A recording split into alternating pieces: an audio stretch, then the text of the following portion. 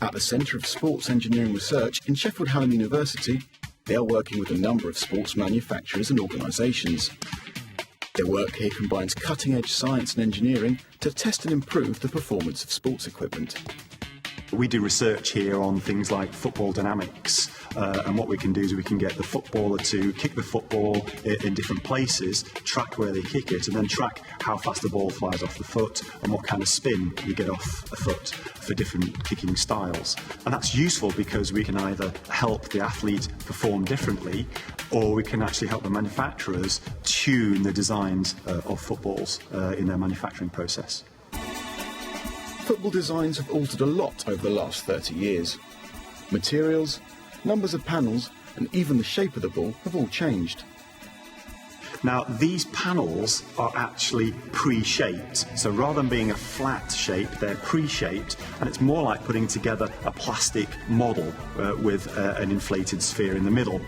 What it means is you can get a very, very smooth ball if you try. Now, that's not particularly good for a football, and what the manufacturers have done is you might just be able to see they put back in these mock seams, which they called aero grooves, to simulate the old seams of, the 1950s football.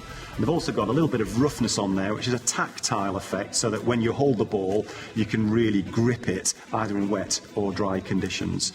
Probably one of the best engineered footballs there has ever been, but of course, that doesn't stop it getting criticised by the players. The team used computer models to help them understand the aerodynamics of football flight.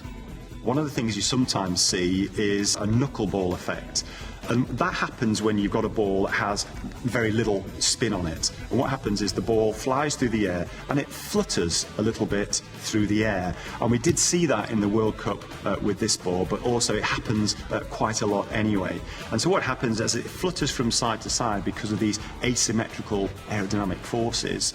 The ball can change direction and end up in a place which is really unpredictable, and goalkeepers hate that.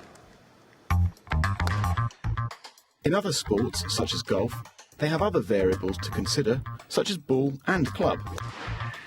What the manufacturer's trying to do is make it as easy as possible for the golfer to get this bit, which is the end of the golf club, to interact with this bit, the ball, and get this ball to fly as far as possible generally and into the hole. And what happens is when the golf club comes down, it hits the ball effectively rolls up the golf club because it's angled, and the ball comes off with a little bit of backspin. Well, actually quite a lot of backspin, up to something like 10,000 RPM sometimes. That backspin gives the ball lift and allows that ball to fly quite a long way. Now, the manufacturers, what they do is they've got, say, a two-piece ball like this, where you've got a hard surface on the inside and a softer surface on the outside, and that compresses this soft surface against these grooves of the golf club. The design of the grooves affects how the two things interact, and the surface of the golf ball affects how the two things interact. And there's quite a lot of compression in this golf ball when it hits that surface. In racket and ball sports, such as tennis, it's the physics of impact testing that plays a crucial role in analysing equipment. They've looked at testing the ball impact with the racket, flight through the air, and the impact of the ball with the surface.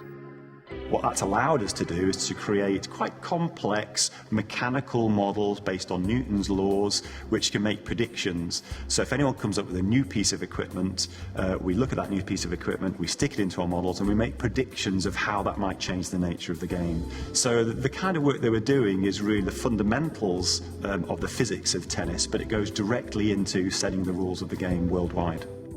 Their methods have proved so effective that it's actually led to a change in the rules of the game.